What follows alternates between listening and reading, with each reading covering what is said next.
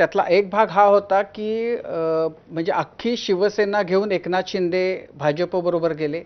जवळपास अख्खी राष्ट्रवादी घेऊन अजित पवार भाजपबरोबर गेले. पण दिसत हे होतं की ज्या सभा झाल्या त्याच्यामध्ये खूप मोठ्या प्रमाणामध्ये ट्रॅक्शन शरद पवार आणि उद्धव ठाकरेंना होतं.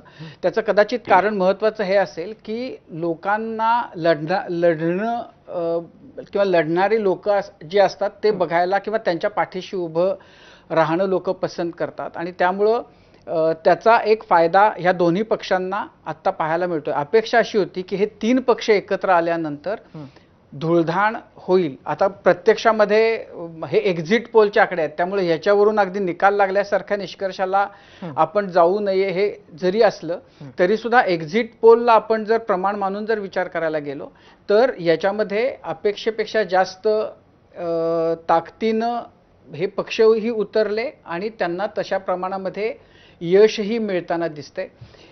याच्याबद्दलची एक गोष्ट ही की चिन्ह हा फार महत्त्वाचा भाग आहे आपल्याकडच्या राजकीय एकूण सगळ्या प्रणालीमध्ये. तर मोठ्या प्रमाणामध्ये हे झालं असण्याचीही शक्यता आहे की गैरसमजातून ज्या पक्षाला मत द्यायचे आणि हा ॲडव्हान्टेज शिंदे आणि अजित पवारांना होता की त्यांच्याकडे पक्षाचं मूळ चिन्ह आल्यामुळे त्याचा त्यांना फायदा मिळू शकतो. या दोन्ही बाकीच्या पक्षांना उद्धव ठाकरे आणि शरद पवारांना आपलं चिन्ह एस्टॅब्लिश करणं पुढच्या त्या काळामध्ये हे फार चॅलेंजिंग होतं. पण आता बदलत्या सगळ्या वातावरणामध्ये ते करण्यामध्ये त्यांना बऱ्याच अंशी यश दिसतंय आपल्याला.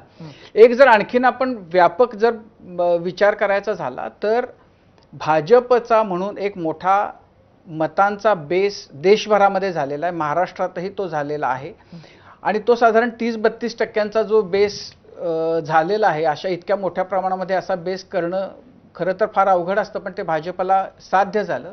त्याच्यामध्ये एक 5-7% मतं ॲड झाली की जो काही आकडा बनतो साधारण 37-38%, त्याच्या जोरावर मॅसिव्ह प्रकारचं मॅन्डेट मिळवणं सहज शक्य होतं. महाराष्ट्रामध्ये म्हणजे बाकी देशभरामध्ये हे जे आहे हे जे गणित आहे ही जी त्रैराशी किंवा ही जी मांडणी आहे ती यशस्वी होताना दिसते.